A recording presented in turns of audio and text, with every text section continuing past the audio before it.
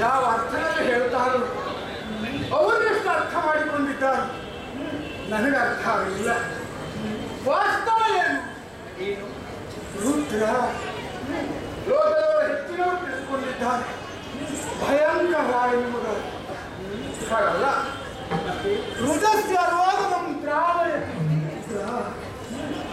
ಯಾರ ಕಷ್ಟವನ್ನ ನಿವಾರಣೆ ಮಾಡ್ತಾನೋ ಅವನೇ ರುದ್ರ. ಲೋಕದಲ್ಲಿ ಎಷ್ಟು ಜನರಿಗೆ ಅರ್ಥ ಆಗಿದೆ ನನಗೆ ಗೊತ್ತಿಲ್ಲ. ಇನ್ನು ರಕ್ಕಸನ ದೇವ ಅಂತ ತೆಗೆದು ಹೋಗಿದ್ದಾರೆ. ಅದುಂಟು ಮಾತ್ರ ಮಗಳಿಗೆ ಉಪ್ಪುವವನಲ್ಲ, ತೆಗೆದಿಗೆ ಉಪ್ಪುವವನಲ್ಲ. ಹೌದು, ರಕ್ಕಸರಿಗೆ ದೇವರು. ಯಾಕೆ ಅಂತ ಕೇಳಿ, ಅವರಿಗೂ ಒಂದು ನಿಯಂತ್ರಣ ಬೇಕವೇ? ಖಂಡಿತವಾಗಿ ಅವರನ್ನು ನಿಯಂತ್ರಿಸಬೇಕು ಅಂತ ಅವರಿಗೊಬ್ಬ ಅಧೀಶ ಎನ್ನುವುದೇ. ಉಳಿದವರಿಗೆ ದೇವರು. ಒಳ್ಳೆಯವರಿಗೆ ನಾಯಕನಾಗುವುದಕ್ಕಿಂತ ಇಂಥವರಿಗೆ ನಾಯಕನಾಗುವುದರಲ್ಲಿ ಹೆಚ್ಚಿನ ಹೊಣೆಗಾರಿಕೆ ಇರ್ತದೆ. ನೀವು ಬುದ್ಧಿವಂತ ಅಂತ ತೋರಿಸುವುದು ಕಷ್ಟ ಕೆಲಸ ಅಲ್ಲ. ಹೆಡ್ಡನನ್ನು ಬುದ್ಧಿವಂತನನ್ನಾಗಿ ಮಾಡುವುದು ಇದು ಸವಾಲು. ಹಾಗಾಗಿ ಹೇಳಿಕೊಳ್ಳಿ, ಆ ರಕ್ಕಸರಿಗೂ ನಾನು ಕಲಿತು ನಿಂತವ. ಕೇವಲ ನನ್ನ ವಿಶೇಷಣಗಳನ್ನೇ ಹೇಳ್ತಾ ಇದ್ದೇನೆ ಅಂತ ಭಾವಿಸಬೇಡ. ಮತ್ತೆ ನೀನು ಸಾಮಾನ್ಯದವಳಲ್ಲ, ವಿಸ್ಮಯ ಚರಿತ್ರೆ. ಯಾಕೆ ಈ ಮಾತು? ಕಾರಣ ಉಂಟು. ಹಿಂದೆ ಸಮುದ್ರ ಮಥನ ಕಾಲದಲ್ಲಿ ಸುವಸ್ತುಗಳೆಲ್ಲವೂ ಮೇಲೆದ್ದು ಬಂತು. ಎಲ್ಲರೂ ತನಗಿರಲಿ ಅಂತ ಹೇಳಿದರು. ಒಮ್ಮೆಲೆ ಎಲ್ಲರೂ ಬೆಕ್ಕಸ ಬೆರಗಾಗಿ ಬಿಟ್ಟ ಕಣ್ಣನ್ನು ಮುಚ್ಚದೆ ಆ ಕಡೆಗೆ ದೃಷ್ಟಿಯನ್ನಿಟ್ಟು ಏನು ಮಾಡುವುದು ಎನ್ನುವುದಾಗಿ ತಡ ಮಾಡಿದವನಲ್ಲ. ಹೋಗಿ ಅದನ್ನು ಕೂಡಿದೆ. ಆ ಕ್ಷಣವೇ ಅಲ್ಲವೇ ನೀನು ಬಂದು ನನ್ನ ಗಂಟಲು ಮೂವತ್ತು ವಿಶೇಷ ಅದು ಯಾಕೆ ಅಂತ ಕೇಳಿ ಹೊರಗಿನಿಂದ ಗಂಟಲನ್ನು ಬರ್ತಿದ್ರೆ ಒಳಗೆ ಕುಡಿದದ್ದು ಒಳಗಡೆ ಹೋಗದೇ ಇರ್ತದ ಇಲ್ಲ. ನೀನು ಗಂಟಲನ್ನು ಒತ್ತಿದ ತಕ್ಷಣದಲ್ಲಿ ಆ ವಿಷಯ ಇಲ್ಲೇ ಹಾಗಾಗಿ ನಾನು ನೀಲಕಂಠನಾದೆ. ಲೋಕದಲ್ಲಿ ಕೆಲವರು ಹೇಳ್ತಾರೆ ಗಂಡನ ಕುತ್ತೆ ಹಿಡಿದು ಅವಳು ಅಂತ ಹೇಳಿಕೊಳ್ಳಲಿ ಬಿಡು. ಯಾಕೆ ಅವ್ರ ಬುದ್ಧಿಯವರು ಹಿಡಿಯುವುದರ ಹಿಂದಿನ ಉದ್ದೇಶ ವಿಷಯ ಅರ್ಥ ಆಗ್ತದೆ. ಆ ಉದ್ದೇಶದ ಮರ್ಮ ಅವರಿಗೆ ಅರ್ಥ ಆಗಲಿಲ್ಲ ಅಂತ ಅರ್ಥ. ಇನ್ನು ಸುಪವಿತ್ರೆ ದಕ್ಷಾಧ್ವರದಲ್ಲಿ ಯೋಗಾದಿಗೆ ದೇಹವನ್ನು ಸಮರ್ಪಿಸಿಕೊಂಡವರು ನೀವು. ಆಮೇಲೆ ನೀವು ಬೇರೆ ಬೇರೆ ಅಂತ ಹೇಳಿದ್ರು ಅಪ್ಪನ ಮನೆಯ ಮಮತೆಯಿಂದ ಹೊರಟವಳು ನಾನು. ನಿನ್ನ ಪ್ರಕರಣ ಲೋಕದ ಹೆಣ್ಣುಮಕ್ಕಳಿಗೆ ಪಾಠ ಆಗಬೇಕು. ಗಂಡನ ಮಾತು ಮೀರಿ ಹೋದ ಏನಾಗ್ತದೆ.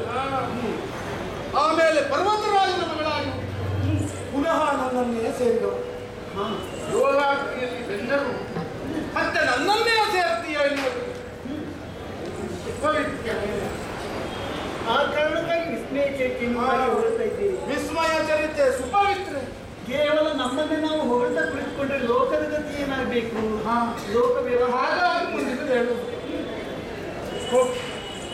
ಸಮಯ ಬರ್ತಾ ಇದೆಯಲ್ಲ, ತ್ರಿಕಾಲವು ಭಸ್ಮಲೇಪನವನ್ನು ಮಾಡಿಕೊಳ್ಳುವವ ನಾವು.